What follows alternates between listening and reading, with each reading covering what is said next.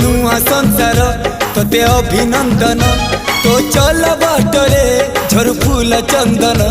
तो चल बाटरे झर फूल चंदन समयर चक्का भौरी घुरे घुरे फूले कांदनालो चढ़ीबु तू फूल सवारी धीरे धीरे फूले कांदनालो बाहागर सुख परा विधाता देइछि तोते विरह वेदना सबु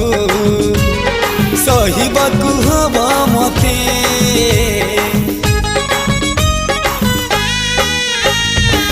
सिंथी तो रहेला सिंदूरी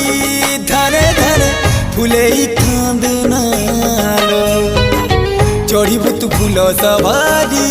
धीरे धीरे फूले कांदना।